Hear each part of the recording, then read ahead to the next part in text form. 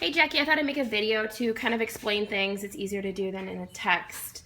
But here's some of the food that I have on hand right now, and it will last quite a while. I maybe use a few cubes a day. There's different sizes. And when I was making some, I didn't have any of my trays cleaned because I was making like a whole ton. So I put them in like the bottle caps. Literally, it worked just like my Advent bottle caps. Froze it, and then like after a minute I just pushed down in the center and it popped out, so that actually worked. It was kind of funny that I used that. But here are the trays that I use. They're Trovolo. I got them at TJ Maxx a few years ago. They work great, and I've seen them at Walmart seasonally. I cover them with foil to freeze them in the freezer, and once they're frozen I just tip them over. And sometimes it might take about a minute before they're thawed enough to just press out. So you push them down and they just come out. It's pretty great. And then I just pour them into the bags to freeze. I don't even label them because I usually know what they are. Like peas and green beans. I don't know which is which, but it doesn't really matter. Here's a pot that I use. It's just a pot that we've had. Got a steaming pan thing, and I got mine from Bed Bath & Beyond. It was maybe 30 or 40, but we use it for vegetables and baby food. We'll use it for years and years to come. So you just fill it about a quarter of the way with water to steam it. You want to make sure you have enough so that way it doesn't run dry while you're trying to steam something. Bananas you don't steam, obviously. Avocado, same thing. It would just go right through the steaming pot. It wouldn't even make sense to do.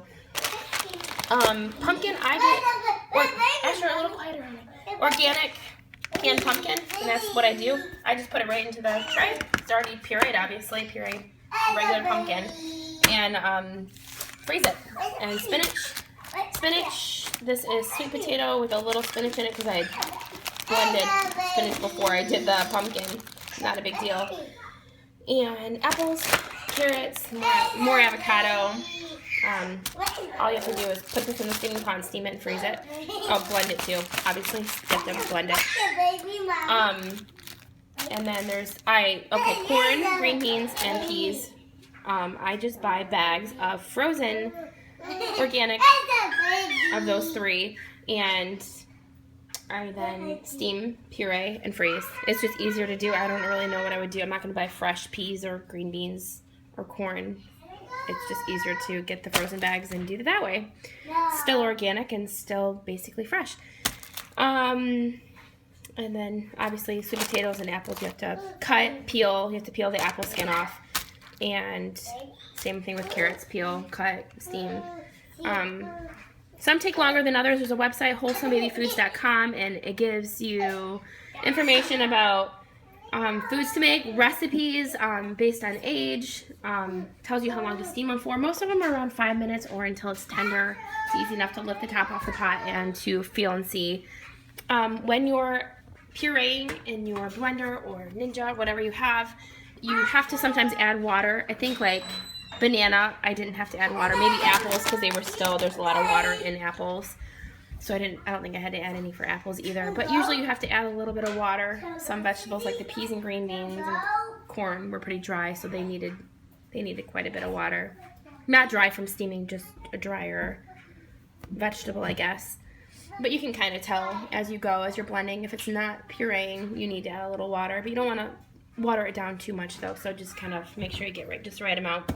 Use cereal to add to it. I do different sizes of cubes based on like whether or not she's tried a food or not. If she hasn't tried it, I'll start out with the smaller cubes just because it's a smaller portion to see how she does with it. And or if I'm going to combine stuff, like sometimes I'll do little avocado cubes and combine avocado with apple or banana or carrots. Avocado goes with everything. It's really creamy and just gives it really, really, really nice texture. I love avocado and apple or avocado and banana together. It's so good. But you can kind of mix up anything together.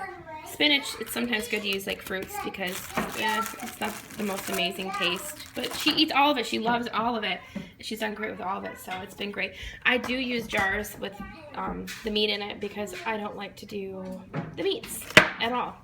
I did chicken and it just seemed dry and I wouldn't have ate it. It was just awful. So, and then I'm already giving her like slices of peppers and like green beans, and I just wash her and let her gnaw on them so she gets the taste and texture. And and she loves to sit there and gnaw on them. But, oh yeah, so to thaw, I put them in these little cups, whatever I'm going to use the next day. Thaw them in the fridge overnight. If I forget, not a huge deal, I'll just thaw them on the counter for a little bit. Or I use my Keurig just to get some hot water, and I take the bowl, put the hot water in the bowl, stick this in here and stir it. Sometimes if it's still pretty frozen, I'll jab a fork into the food I'm trying to thaw just to mash it up so it thaws better. Because I don't like to use a microwave. Microwaves take out all the nutrients out of the food. No point in giving her food that just will fill her belly but give her no nutrients, if you know what I mean. So that's what I do. I'm talking fast trying to get this all in. But I hope that makes sense. I'll send you the link to Wholesome Baby Foods. And that was helpful for me. I didn't have anyone help me when I got started, so it was all new, but I